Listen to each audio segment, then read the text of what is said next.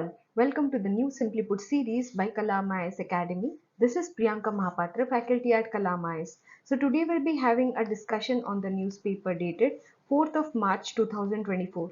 So coming to the explain section of the Indian Express newspaper, 4 articles were important from my exam point of view. First is regarding the farm subsidies and its discussion at the WTO. Second is about the White Revolution 2.0.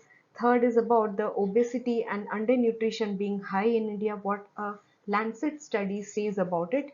And the fourth article is about the grey warfare. So these are the 4 articles that we're going to discuss today, which is displayed on your screen. So the first article is about that Thailand has replaced its ambassador to the WTO, and the reason is India, because India has formally registered a protest over the comments of the Thailand ambassador on the India's public stock holding program. Okay, that is the PDS. So PDS, as we all know, it is a system under which the government procures essential food items from the producers and sells it off to the public at the lower rates.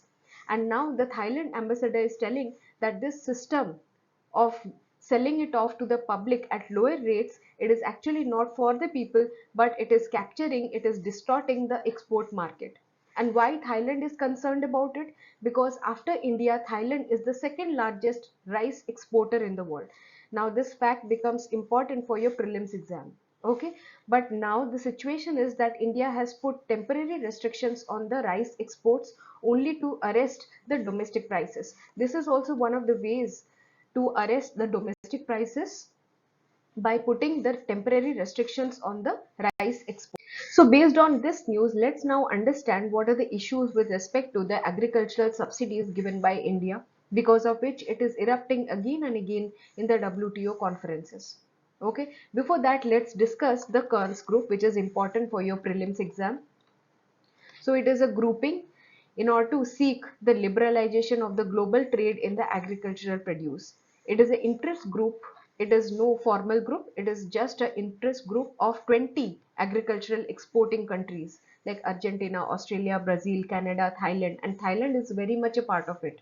Okay, and this group seeks to abolish all the export subsidies and trade distorting, that is the amber box, domestic support that has been given for the agricultural products, and seeks to improve the market access for the agricultural exports. Okay, so here you need to know about this Kearns group. Okay, and this group, Thailand being a part, tries to get India to dismantle or reduce the scope of MSP scheme. Okay, and what are the subsidies under the WTO? Under the WTO, we know that subsidies are identified by boxes which are given by the colors of the traffic lights. That is, green means permitted, amber means slow down or to be reduced, or red means the forbidden. The red box needs to be forbidden. So let's now discuss what are the issues with the agricultural subsidies which are again and again raised, again and again questioned at the WTO. Okay, so Thailand being a member of this Kearns group, it has again and again questioned against this India's PDS program at the WTO. It says that this program is highly subsidized and the farm support which India gives is highly distorting, and it is distorting the global food prices. It is hurting the food security of other countries. Okay, and what is trade distortion? It is a situation where the farmers and production are higher or lower than the levels that would usually exist in a competitive market. That means it is distorting, it is disturbing. Okay, it is creating a situation where for prices and production, they are higher or lower than the competitive market prices. And as per WTO, nearly all the domestic support measures, they are considered to be distorting, and therefore they are permitted to a certain limit, which is called as the de minimis limit. Please write it down in the comment section that which COP has established this de minimis limit. So this de minimis limit under the WTO's agreement on agriculture, this also you need to remember, under the agreement of agriculture, this de minimis limit has been defined. Okay, it says that the aggregate value of the product specific support should not exceed 5% for the developed countries. Okay, so whatever we are giving support, in terms of value, it should not exceed 5% of the total value of the production of the agricultural product in question. Okay, in case of developing countries like India, the de minimis ceiling is 10%. Okay, but now issue is that India has breached this de minimis limit in case of rice according to WTO. Okay, this has angered the exporters like Thailand, as they are finding it difficult to compete with Indian rice, and thereby they are losing the global export market share to the India. So this de minimis limit is another issue because India is said to be violating this de minimis limit again and again. We just now studied that the support which is to be given by Indian government, it should be within this 10% de minimis limit. But according to WTO, it is violated. How? Because the value of rice production which the India has informed the WTO in 2019-20 was $46.07 billion, whereas it gives subsidies worth $6.31 billion. That comes to 13.7%. Okay, so the subsidies given comes to 13.7%, but WTO has allowed only 10%. So this is how, according to WTO, that India has violated the de minimis limit. But what is the argument for India? Argument that India has raised is that it has questioned the way subsidies are calculated at the WTO, because they are calculated at a fixed and outdated price that is based on 1986-88 price, which overestimates the subsidy.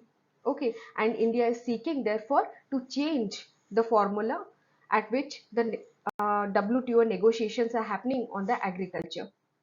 Okay, then comes another issue, that is the peace clause.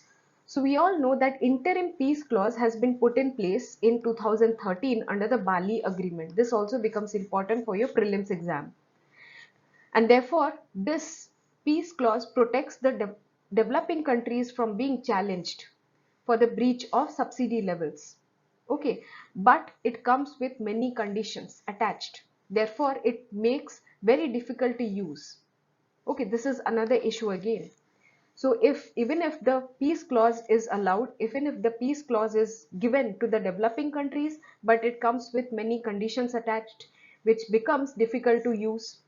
Hence, countries like India and other developing nations, they are seeking a permanent solution for the public stock holding for the food grains, which will give India a better flexibility in providing farm support.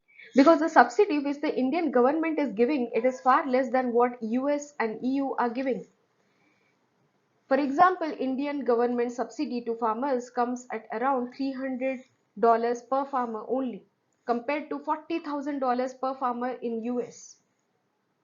So there is no justification of fighting for the subsidies. Subsidies cannot be an issue.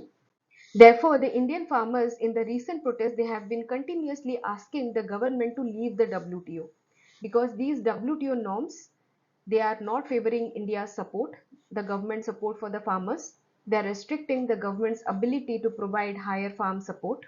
Therefore, there has been demand for the legal guarantees for the MSP. There has been demand for debt waiver. There has been demand for the implementation of Swaminathan Commission recommendations on issues related to agriculture. There has been also demand for the pensions for farmers. But these demands needs to be checked.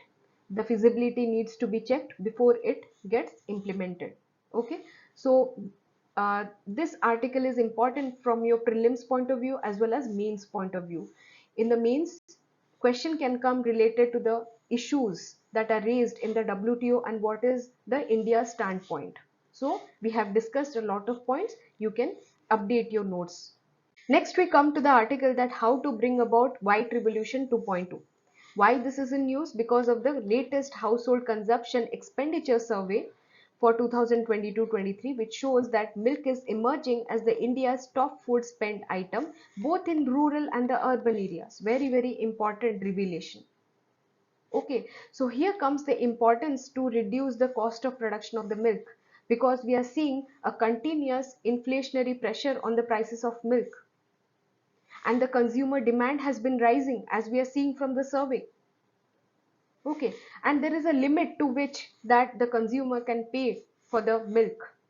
So we need to check that why the prices are increasing, and we need to reduce the cost of production of the milk. There is a supply side issue as well, because of the cost of the fodder, food, the feed, the raw materials, the ingredients which are fed to the cattle, they are also increasing, because of which the prices of the milk is rising up. Then there might be a case of demand destruction, because when the consumer cannot pay for the milk, cannot pay for the higher price of the milk, then they will not demand anymore. That can cause demand destruction. So to check that situation, to prevent that situation, we need to reduce the cost of production of the milk. So how that can be achieved? Seeing the situation where the input prices are rising. So we need to invest on boosting the efficiency per animal. Okay. So when we think of boosting the milk yield per animal, then technology can be handy. Technology can be a solution. Genetic improvement, new breeding technologies, embryo transfer technology, which can exploit the high genetic merit or milking potential of an existing cow.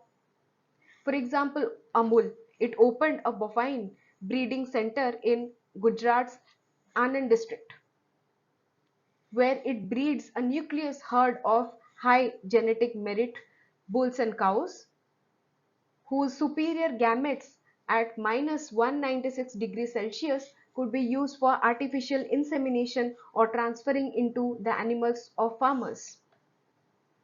Okay, this is how we can take this technology to the farmer, so that their animals, their bulls and cows, can have the superior traits, and therefore their milk yield can increase.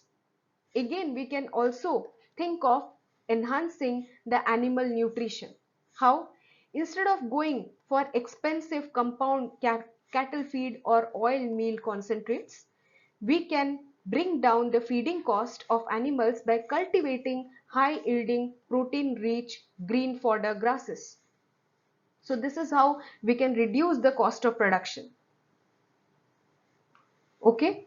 So here you can give the best practice of Amul. Okay, you can think of best practice of Amul, how it is putting up a 30 tons per day total mixed ration plant. It is raising its own plant in Anand.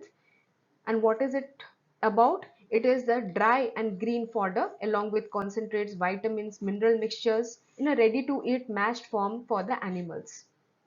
So this is how it is reducing the cost of production. Okay, it is saving farmers from the cost of the purchasing and storing fodder separately. Okay, it is just a ready to eat mashed form for the animals to eat. So therefore, the focus of White Revolution 2.0 can be on lowering the cost of production of milk at the farm gate itself, as opposed to increasing procurement prices year after year. So you can talk of two things here: boosting the milk yield and enhancing the animal nutrition. This is how we can achieve the White Revolution 2.0, which is about lowering the cost of production of milk, right? And giving the consumers milk at affordable prices, because their demand has been rising day by day according to the latest survey. So the third article is about that obesity is on the rise. At the same time, we are seeing high levels of undernutrition also.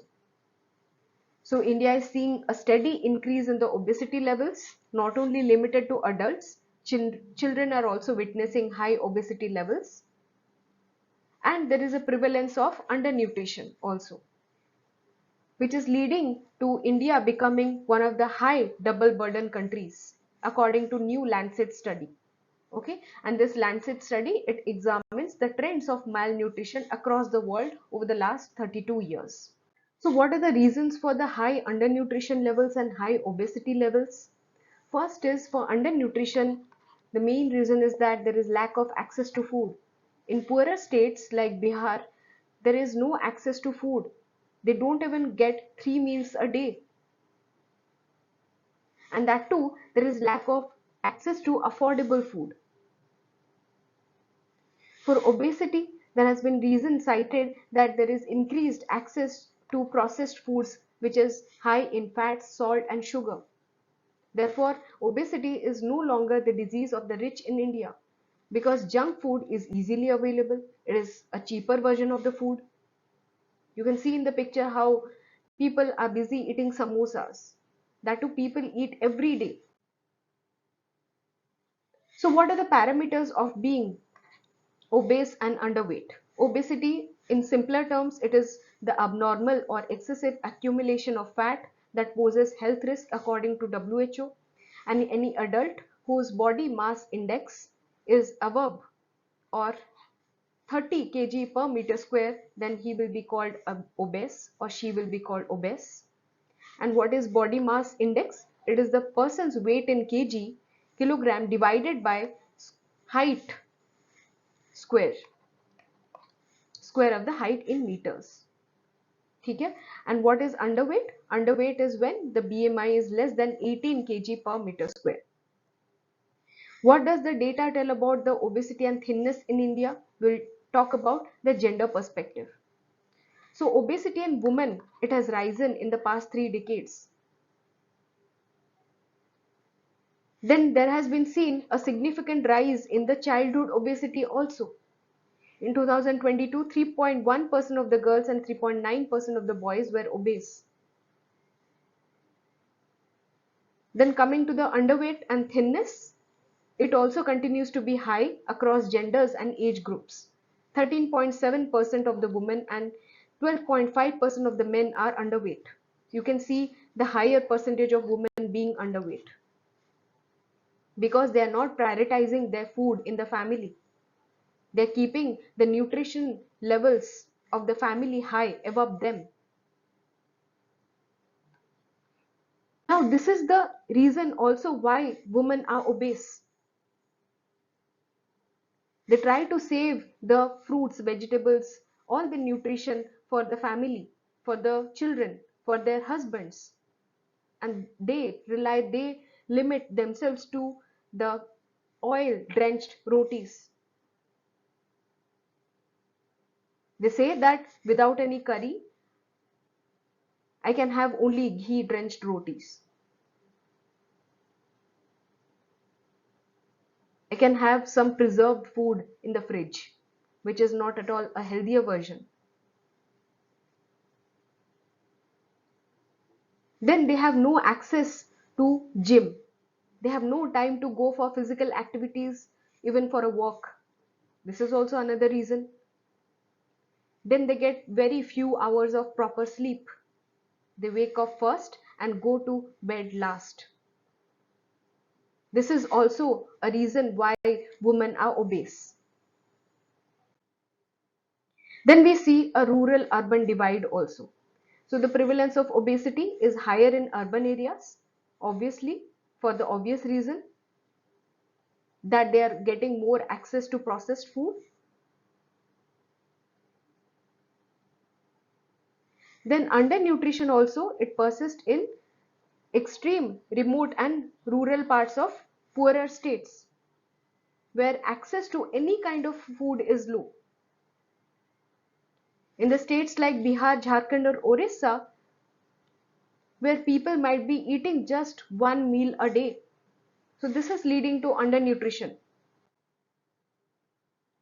Then comes the impact of obesity and undernutrition on health. The impact can be very challenging, very risky. It can be diabetes, hypertension, heart attacks and strokes. Then what needs to be done? We need to bring up programs that enhance the healthy nutrition, such as targeted cash transfers, food assistance such as subsidies or vouchers for the healthy foods, free healthy school meals, and primary care based in nutritional interventions.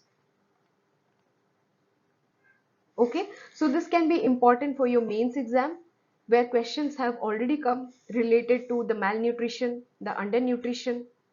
Okay, questions can again come on this topic.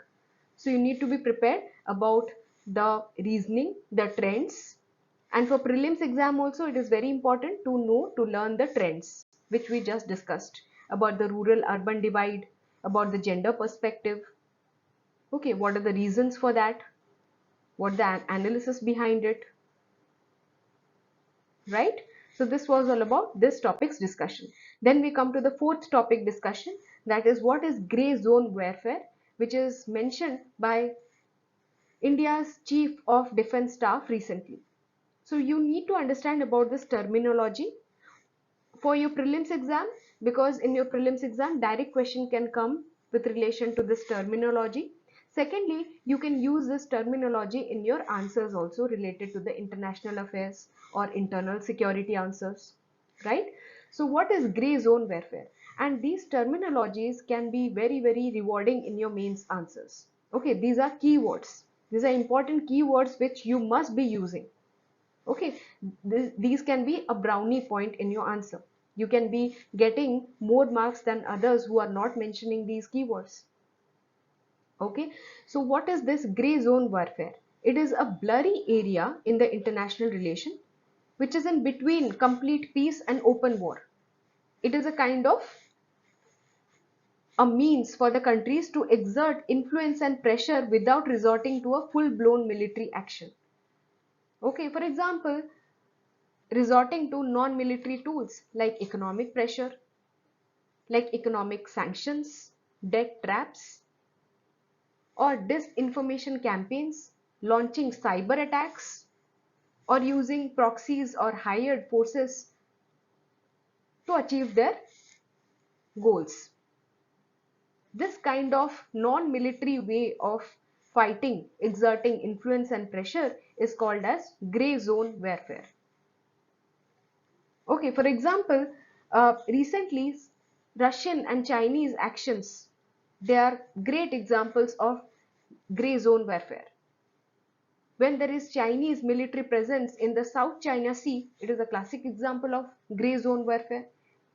It is a kind of exerting pressure and influence without resorting to a complete war, to a full-blown military action. Okay, so this you should be using in your answers. Okay, so this was all about today's discussion. Again, the short notes of this video discussion will be provided in our Telegram channel, that is Kalama Academy, and the link for joining our channel will be provided in the description box. Do join the channel for all the posts and updates. And please update your notes with all the relevant, with all the current affairs, with all the recent facts which we are discussing in this series, so that you can get those rewarding marks. Whenever you are writing any current affairs to your answer, very recent facts to your answer, you are definitely getting those brownie points. You are definitely getting those rewarding marks in your answer. Okay? So please update your notes as and when you watch this series. Thank you so much.